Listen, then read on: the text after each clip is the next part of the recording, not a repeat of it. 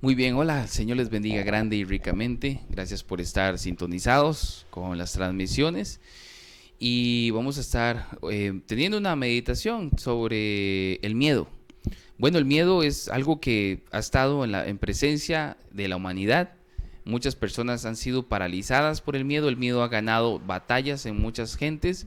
Y vivimos en un contexto histórico ahorita donde el miedo está jugando un papel, donde está paralizando a muchos, tiene atados a muchos, ha puesto lazo en otros, y el miedo trae consigo estrés, desesperanza, desconfianza, y un montón de cosas que no benefician al ser humano, ansiedad, etcétera. Todas esas cosas son parte de la receta del miedo.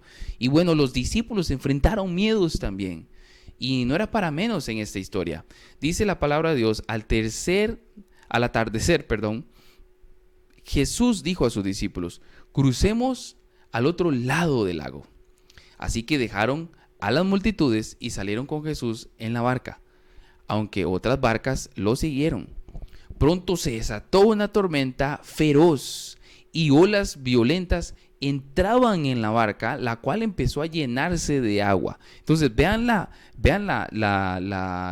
imagen acá, el cuadro, ¿no? Los discípulos están en la barca. Ellos tenían experiencia como pescadores, recuerden, ellos eran pescadores, ellos sabían y conocían el mar, sus consecuencias, lo fuerte, lo majestuoso que es, etcétera. Pero esta tormenta no era como cualquier tormenta, porque ellos estaban atemorizados por esta tormenta. Dice el 38, Jesús estaba dormido en la parte posterior de la barca y con la cabeza recostada a una almohada. Ok, a una almohada. Los discípulos lo despertaron. Maestro, ¿no te importa que nos ahoguemos?, gritaron. Saben, aquí hay algo importantísimo. Jesús estaba dormido. El escritor, en este caso Marcos, nos narra este detalle, y este detalle es importantísimo porque está diciendo acá que Jesús más bien fue 100% hombre. Él sintió sueño. Recordemos que la agenda de Jesús era una agenda muy ocupada. Se levantaba temprano a orar. Durante el día comenzaba su ministerio público predicando. Su prioridad era predicar el evangelio sobre todas las actividades. Esa era su prioridad. Y sanaba enfermos, resucitaba muertos. Los discípulos pudieron también verlo multiplicar los panes y los peces, alimentar a multitudes, 5,000 personas, etcétera. Los discípulos ya estaban teniendo bastante experiencia acumulada en su caminar con Jesús. Y eso es un detalle importante. Esa historia se cree que acontece a partir como del segundo año de ministerio de Jesús. Ya los discípulos tenían bastante trayectoria con Jesús y experiencia. Lo habían visto actuar y hacer grandes proezas. Entonces, en este momento donde están sintiendo miedo, están aterrados porque la tormenta era grande, era atemorizante y estaba amenazando en hundir la barca. Y entonces despertaron a Jesús y lo tratan como de desinteresado en ellos. Y, ¿no te importa que nos ahoguemos?, le gritaron.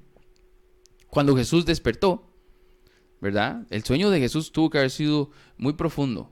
Yo creo que para dormirse ante esta situación tuvo que haber sentido un sueño profundo. Entonces dice que cuando Jesús despertó, reprendió al viento y dijo a las olas: silencio, cálmense. Note esto, el hecho que Jesús haya hecho eso, está narrándonos aquí el escritor Marcos que Jesús es Dios, porque con su palabra tuvo poder sobre la naturaleza. Dice la palabra de Dios que por la palabra de Jesús todas las cosas fueron hechas. Génesis 1:1, ahí está Jesús. En el principio creó Dios los cielos y la tierra, porque Jesús es Dios. En San Juan 1:1, en el principio era el verbo, y el verbo era con Dios, y el verbo era Dios. Y el verso 14 dice: y el verbo se hizo carne y habitó entre nosotros. Jesús es Dios, fue hombre, sufrió como hombre, tuvo sueño como hombre, tuvo hambre como hombre, fue tentado en todo en todo como hombre, mas él nunca pecó. Y aquí la palabra nos está diciendo que él es Dios. Y ahora lo demuestra teniendo autoridad sobre la naturaleza. Y la naturaleza se sujeta a la palabra de Jesús. Jesús dijo: mis palabras son espíritu y son vida. Las palabras de Jesús son poderosas. Ahora Jesús, una vez que acaba con el problema que lo despertó, que fue la tormenta, se dirige ahora hacia los discípulos y los reprende. Y les preguntó: ¿por qué tienen miedo? ¿Todavía no tienen fe? Ojo, los discípulos estaban aterrados de miedo. ¿Por qué no tienen fe? Parece ser que la falta de fe, entonces, hizo que el miedo tomara lugar en sus conciencias, en su mente, en su ser. ¿Fe en quién? En Jesús. Jesús estaba en la barca. De repente la tormenta hizo que se les olvidara esos años que caminaron con Jesús. Se les olvidó que Jesús tenía el poder y tiene el poder de sanar enfermos, de resucitar muertos, alimentar multitudes con poquitos panes y peces. ¿Dónde se fue el conocimiento que tenían de Jesús? Permitieron que la tormenta inundara sus conciencias, sus mentes, y se enfocaron en la tormenta y no en quien estaba en la barca. Y por eso se les debilitó la fe. Ahora note algo, los discípulos estaban ahora completamente aterrados. Ojo, ellos tenían miedo de la circunstancia, de la tormenta, pero ahora están aterrados de Jesús. Y se preguntan: ¿quién es este hombre? Hasta el cielo, el viento y las olas le obedecen. Ellos estaban con un temor reverente hacia Jesús porque lo vieron tener autoridad aún sobre la naturaleza. ¿Pero qué es el temor? En Proverbios 1:7 dice: el temor del Señor es la base del verdadero conocimiento, pero los necios desprecian la sabiduría y la disciplina. ¿Qué es el temor del Señor? Bueno, número uno, esa es la base del conocimiento. ¿Qué es el temor de Dios? Proverbios 8:13 dice: todos los que temen al Señor odiarán la maldad. Por eso odio el orgullo y la arrogancia, la corrupción y el lenguaje perverso. Entonces, el temor del Señor es aborrecer el mal. El principio de la sabiduría es el temor al Señor. Y el temor del Señor es aborrecer el mal. Entonces, en mi caminar, para yo vencer el temor, lo que yo aprendo acá es que debo, número uno, poner mi mirada en Jesús, el autor y consumador de la fe, tener fe en Él y tener temor entonces del Señor. Cambiar de dirección en cuanto al temor, no enfocarme en el temor y el miedo, sino enfocarme en tener temor del Señor. Y el temor del Señor lo que hace es acercarme a Él. Imagínense en una línea donde hay una balanza, y el temor del Señor lo que hace es que me acerco hacia Él, pero me alejo del pecado. Porque el temor del Señor es aborrecer el mal. Es aborrecer el mal. Ahora, este Jesús que fue tentado en todo, quien es Dios hecho hombre, venció la tentación, se ofreció a sí mismo en la cruz del Calvario para morir por todos nuestros pecados. Él tomó nuestro lugar. La falta de fe es un pecado. Dice la palabra de Dios en San Juan 16 que cuando venga el Espíritu Santo, ya vino, convencerá al mundo de pecado, justicia y juicio. De pecado por cuanto no creen en mí. El pecado que convence al Espíritu Santo es de no creer en Jesús. Ese es el pecado que las gentes tienen que arrepentirse.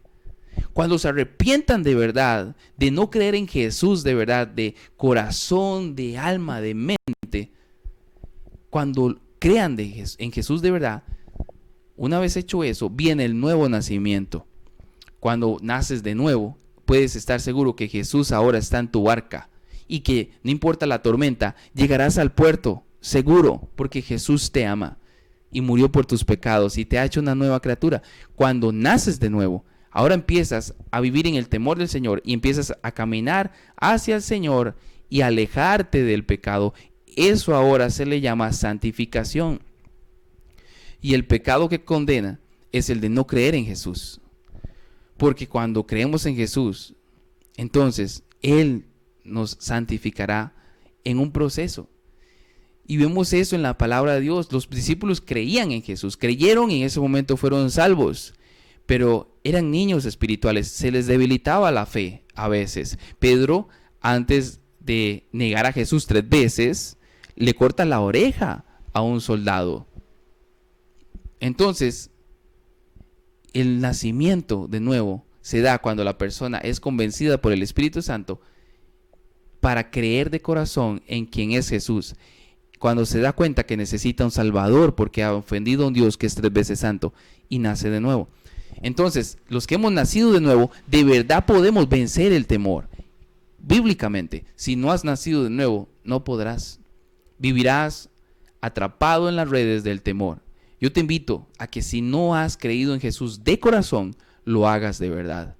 Habla con Él y vuélvete a Él en arrepentimiento y fe. Él te perdona. Él perdona con generosidad a todo aquel que con un corazón humilde, humillado, se vuelva a Cristo Jesús en arrepentimiento. Venzamos el temor confiando en Jesús. Si se nos debilita la fe, hablemos con Él. Él es el autor, el que comienza y el que termina la fe. En Él está la sustancia de fe que necesitamos. Amén. Dios le bendiga grandemente. Espero que haya disfrutado de esta corta meditación. Y le reto a que se vuelva a Cristo Jesús si aún no lo ha hecho. Y si ya lo ha hecho, camine con Jesús, confíe en Jesús, que en Él podemos vencer los temores y los miedos. Y si has nacido de nuevo, si Dios te tocó tu corazón en esta corta meditación, ponlo en el chat, dinos, qué bendición, nací de nuevo, creo que Dios me perdonó, finalmente pude creer en Él para gozarnos y queremos discipularlo, queremos ayudarle a crecer en la palabra de Dios. Dios le bendiga grande y ricamente y siga disfrutando de la transmisión.